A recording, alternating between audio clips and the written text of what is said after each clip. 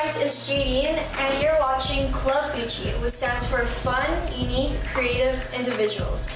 As you can see, Rigel or Gigi aren't here because they're out on assignment, but they're probably just... Hello. Sorry to interrupt, but super excited. Rigel and Gigi aren't here. Are you excited to host? Because I know I am. I'm hosting, not you. No. You're too young. You want to go, mate? Break it up. We all know I'm going to host, so... No, you're not. Cut. Hey, guys, come on now. You're all going to get to host today. Every single one of you will get to host. Don't be so excited. In fact, this is how Rigel and Gigi actually started, just like you guys. So, no need of fighting. No need of punching him to the right, okay? So let's stay cool. You ready? Yeah. So you all are going to be DJs. You all are going to be hosts. You all are going to be right on it today, right? Yeah. Fine. Okay, all right. Let's Sounds go. good. All right, let's get it. Great. Hey guys, it's Jadine, and I'm here with Jadzia, Kenneth, and Josh. How are you guys doing? I'm doing great. I mean, Rigel and Gigi aren't here. I can't be doing any better. Energy from me, so there you go. Well, there's a lot of things going on today on the show. Clearly. Jadzia, what's going on? Well, today we have Miss Shawna Warhurst, Miss Teens Philippine pageant queen, and she's going to be up next, so stay tuned for that, as well as the entertainment update. So if you don't know already what that is, it's basically all the current events that's happening right here in Vancouver.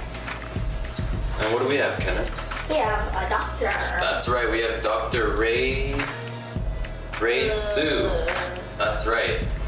Yeah, and also we have Paul. He will be giving you guys an awesome performance, and I can't wait to check that out. Yeah, I'm ready. Let's go. All right, let's get this show on the road. And we'll be back after our sponsors.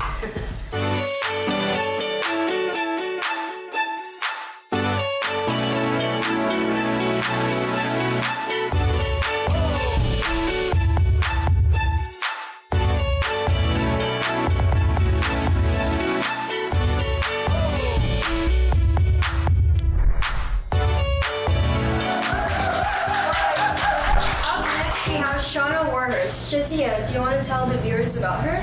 Well, basically, Miss Shawna Warhurst is Miss Teen Philippines pageant queen, and we are so excited today to get to interview her and see her experiences and her story.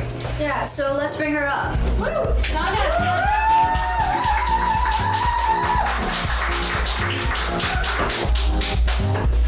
Thanks for having me. Of course. Take a seat. So, Miss Shawna, how is your day today? It's going quite well. I'm so excited to be with you ladies here today. So, first starting on your pageant experiences, we read about your bio, we know your story is absolutely amazing, so we just wanted to know, what your influences were, because we did hear it had to do with your grandma, and both of them actually. That's right.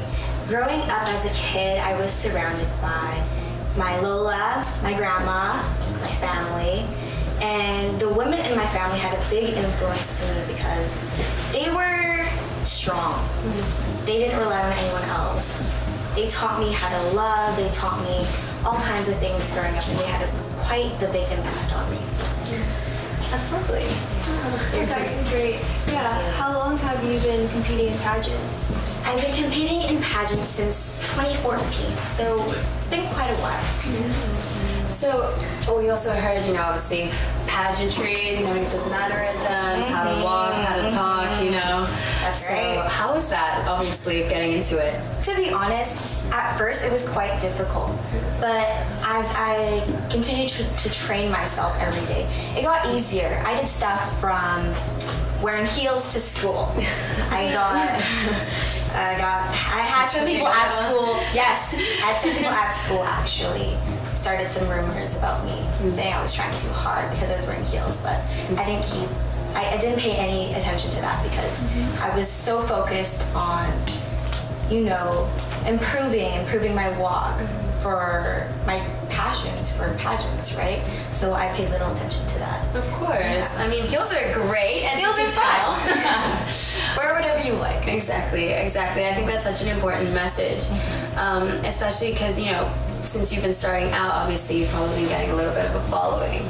So how's that been, the difference? It's great. I have a lot of supporters and I'm very thankful. If it wasn't for them, honestly, I wouldn't have the confidence that I have now. I'm honestly very blessed to have such kind supporters and to be able to have so many friends in the community. Well, what's the most challenging thing in being a pageant? I think the most challenging thing that I had to face with was, with social media, you read some comments, and a lot of the comments that I received was that I wasn't good enough. And it affected me because I worked so hard to tell myself otherwise, because when I was young, I didn't have a very good self-esteem. I was quite a low achiever. And to build yourself up and then have people knock you down, back down again, it's hard to deal with. But if you have a strong mentality, you'll become better. You'll think, those people are wrong. You just gotta look at the bright side and ignore what others have to say about you. I love it. I feel like I just, opened a Dr. Seuss book and got that happy feeling. It's from a lot of experience. Yeah, definitely. Well, that's great. Is there anything else? Well, do you have any advice you'd like to tell the viewers? Any advice? It'd probably to be, go after your dreams. Don't dream too little, dream big. Because by dreaming big, you're able to prove to yourself that you are capable. And that's what I was able to do. Dreaming big as a kid, and from having such a low self-esteem to where I'm at now, I'm glad that I'm able to pursue what I love and not fall back. That's great. That's so good. Oh, I love hearing your story. You both do such an inspiration to everyone, and especially in such a short amount of time. Like 2 years, 2014, 2016, oh, my bad, 2017. Still in the new year, Yeah. But it's amazing. And that crown, it's amazing. I love it. I believe this was my fifth pageant. Fifth pageant, Yeah. So that's good. So thank you so much for sharing your story and your inspiration. Honestly, it was lovely. It was amazing to meet you. So is there anywhere that anyone can reach you, follow you, maybe on Instagram? So you can find me on Instagram at Miss Teenage Maple Ridge, or you can follow me on my social media such as Facebook or Twitter. Okay. Yeah, so that's the end of the interview. Thank you again. Thank you for having me. Yeah, that's all. Yeah. So stay tuned and we'll be right back.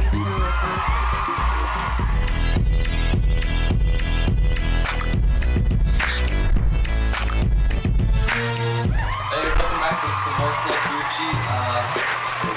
Who is our next guest, Kenneth? I have no idea. It is a doctor, but it could have been Dr. Crane, Dr. Doom, Dr. Panama, who turned into Poison Ivy, Dr. Quinzel, who turned into Dr. I don't think it's any of those doctors. I think this is more of an English doctor from what I have researched so far. What else do you know about him? Not much. Well, that's what we're here for. We're gonna bring him up instead of just sitting here and wondering what he does exactly. So let's bring him on up. Big round of applause for Dr. Ray Sue.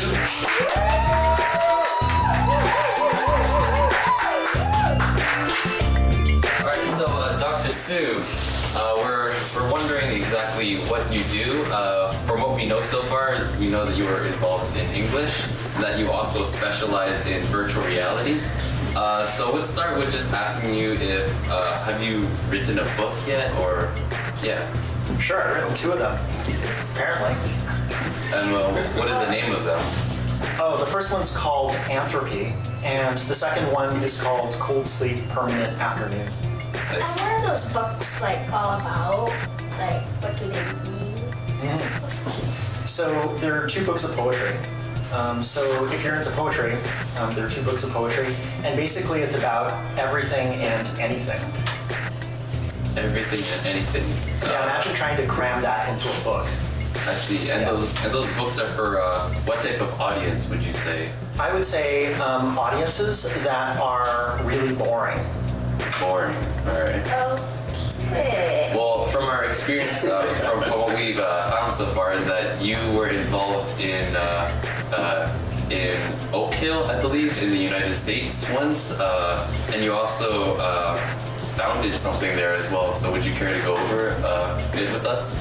Sure. So Oak Hill Correctional Institution is a prison in the U.S., a men's prison, and I started a creative writing program inside the men's prison that lasted for about 2.5 years. So I was teaching prisoners basically how to write poetry, how to write short stories, how to write music. In some cases, they knew a lot more about it than I did. So it was really awesome to be able to work with them. Now, just wondering also, how were you able to get that position to have the authority to be able to teach these prisoners as well? So one of the things is that the prison administrators told me that it's really hard to be able to teach essay writing for people who are attempting to graduate with their high school diplomas. And since I was an English teacher, I was able to teach essay writing. But I said to them, you know what? I'm also an artist, and I'd like to be able to help them with their creative work as well. So that's the reason why we started the creative writing program there. So in virtual reality or VR, how did that get you into it? Imagine that you're an artist. You're an artist during the moment when film was being invented. So imagine yourself in the late 1800s. There's this thing that's maybe not even called film yet. They're just these people who are experimenting with something. They're trying out something new as artists. And I think that that's the moment that we're in right now, in which we have the invention of a new artistic medium. And there are all these people who are geeks about it. They're not looking to become famous. They're just looking to practice their art, in a new way.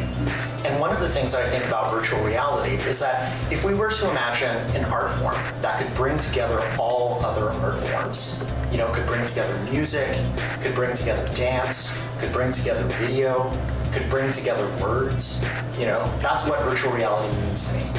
You could make an entire world for someone.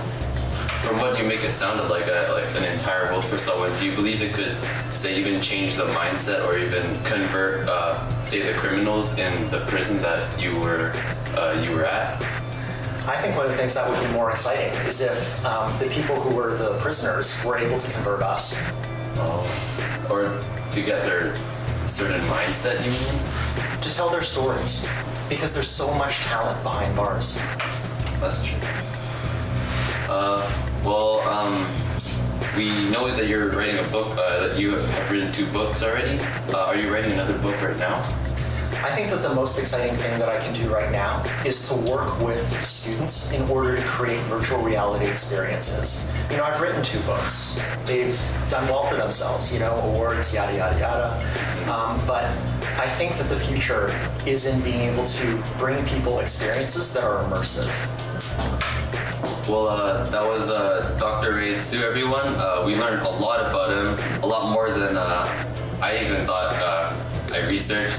But that's all. Before we close, though, do you have any social media that you want to put out there for the audience? Sure. You can find me on social media at The Way of Ray. Wow, very catchy. Nice. Very catchy indeed. I'm a poet. So yeah, and we'll be back with some more Club F.U.C.I after these words from our sponsors.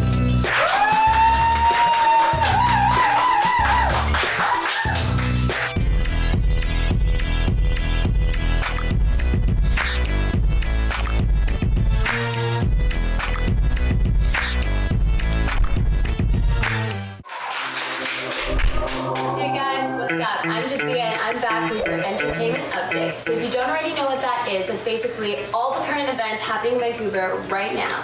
So get out a pen or paper or notes on your iPhone. I know what that's like. So first up, on March 4th, are you in a TEDx? Well, basically, in Stanley Park, a TEDx event at the Queen Elizabeth Theatre, and they have guest speakers including Green Party leader Elizabeth May, former BC Premier Gordon Campbell, and CBC's Dragon's Den celebrity and local restaurateur Vikram Vij, which, if you haven't already seen, we've actually had on the show. Isn't that cool? So if you want to update on him, definitely check that out. You can get tickets online.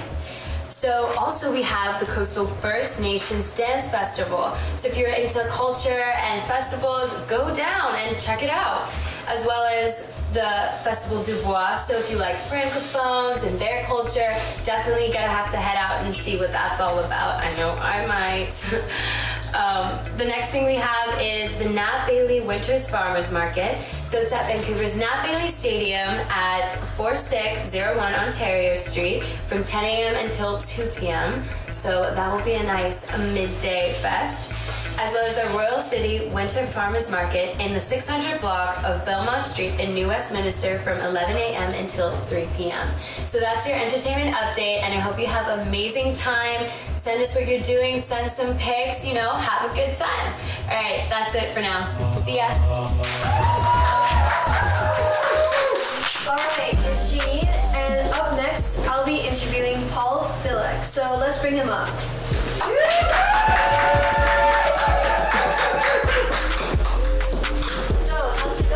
It's going fantastic, thanks. How are you? I'm pretty good. So you're a songwriter, right? I'm a singer-songwriter, correct? Yes. That's right. You'll be performing us today, or what songs are you gonna? I'm not sure yet. I haven't really thought that far ahead, so we'll see what happens. Okay, so what type of genre is your music? My music's kind of all over the place. I sort of just write songs in the moment. I let the music sort of take it over. So a lot of my stuff is like Canadian folk. There's some country. There's some pop. But moving forward, I think it's going to be a lot more just acoustic singer-songwriter stuff. That's great. So who are your music inspirations? Oh man, there's so many. It started out with the Beatles, as so many other artists. But currently I really love a band called Kaleo and another band called Paul Nutini. Big inspiration. Hey. Wow, man, I had to come from behind the stage. Normally here, I'm Robe Hardnett, the director, but you know what? I'm a musician too, so I couldn't stand myself being back there. So I had to see, that's right, I come out, and it's kind of like a father-daughter thing, you know what I mean? So, let's, JD, you were asking some good questions there. So, Paul, tell me about, you were talking about some of your inspirations, Yes. right? So, how did you begin playing? Well, I was lucky that my folks, both sides of my family, have music in them, so they sort of force-fed me the piano as a child, which my piano teacher fired me. Oh, is that right? Was Yes. that bad? Not that bad. I just never practiced, so I got really good at sight reading, but she knew that I wasn't practicing. So from there was a drum set at the house. I started playing the drums, started jamming with people. But then I realized, the drums are stuck in the back, and I guess I'm a showman, or I like the attention. I'm the youngest of 6, so it must be the attention seeker in me. So I decided that day to pick up the guitar and start rocking. Cool. So your music, I had a chance to listen to quite a bit of it, and guys, you gotta go to your site, which is? PaulFilek.com. And it is again? PaulFilek.com. Just in case you didn't get that, okay? And the music, where would you place it? I hate the genre thing, because, these days artists are more fluid and they go from here to there, but where would you place yourself in that spectrum of music? Yeah, it's been this ever-changing evolution. Like I said, I sort of let the music take over. So, but in the last 4 years, I really found myself trying to push to make a single and make these big radio hits, and all that's done has uninspired me. And so recently I've just gotten back to like what you see today, just a guy and a guitar, and mostly I just want to write music that is heartfelt and real, and hopefully people can feel that emotion. Very good. You have anything coming up in the season? April 29th will be right here, rocking. Right here, on the scene. That's the next original show in Vancouver, so everyone have to come check that out for sure. Excellent. Jaden, you have something you want to ask? Because I can go on asking a ton of questions. So. Yeah, so you have any albums you like to talk about? I do have 4 albums available on my website or iTunes. The last one was in 2012, so it's been a bit of a gap. So there's nothing fresh out there to excite you with, but there's a whole catalog you can check out for sure. Now, are you looking to put out some new stuff coming soon? It's killing me that nothing's happened for the last while, but like I said, just been going through this emotional roller coaster, so I'm really hoping that by the end of the summer I'll have out sort of a real raw acoustic sort of just like how I started playing music, just Cool. a guy and a guitar, you know. Cool. So we have a performance coming up, Yes. which I'm really excited to hear from you. What are you doing today? I think I'm gonna do a song called One Love, but I don't know, we'll see what happens. One Love, is that kind of like my brother Bob? You know, Is it in that vein? it's Or is it about a woman? it's about a woman, definitely. I knew it And, was. I was you just know, trying to say. The whole Bob Marley thing's been great because I didn't think of that when I wrote it and titled it, but when you put it on YouTube, Yeah. by accident, all these people looking for Bob Marley are There coming you go. out. So I was like, There you hey, go. that worked out good. So that's the way to get the hits. Artists, if you want to get a lot of hits, you heard it from the man Paul. Use a title that someone has already made a hit on. Especially Bob Marley, One Love. Use that one. There you go. Hashtag One Love. And we're in a world right now where we could use some love. So. Oh man, that's a whole nother story. JD, should we segue to get him right on the stage and just jam it up? Yeah, I can't wait to see your performance. Looking forward to it. Cheers, thank you. All right, so we will have a word from our sponsor and we will get right into Mr. Paul Filek. Now, the last name? Filek. No, what origin is that? That's the question of the ages. Czechoslovakian is what we think, but Okay. who knows? Yeah, I always ask that kind of question. I love last names and trying to figure out where people are coming from, because Yeah. I think it's pretty interesting. Go ahead. Yeah, well, definitely. Ladies and gentlemen, let's give it up for Paul. We'll be right back.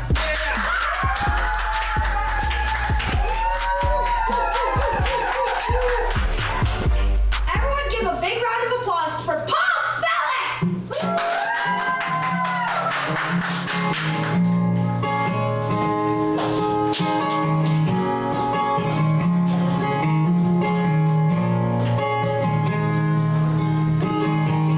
I can't be your friend.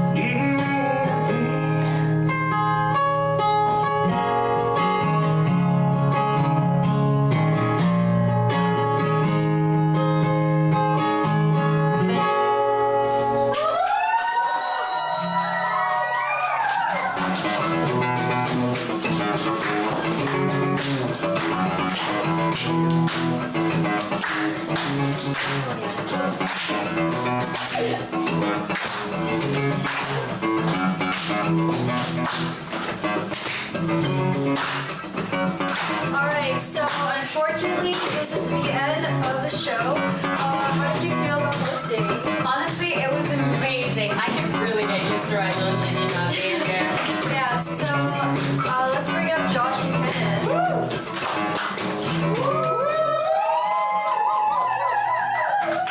So how did you guys feel about hosting and interviewing? Well, I enjoyed that. Actually, no, I felt awesome about it.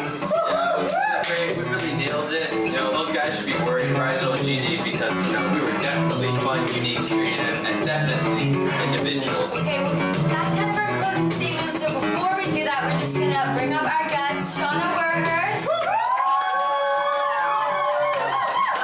Thanks for coming. It was amazing meeting you. Yeah, and I also like to thank Dr. Ray Sue for being here. He's not here at the moment. Unfortunately. And also Paul Filek.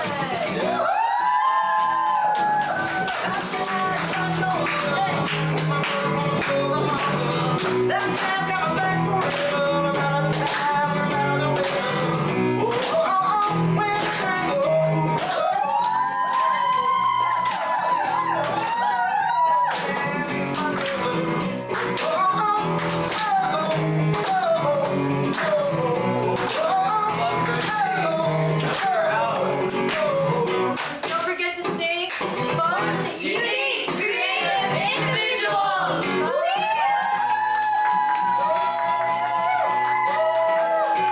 Ah!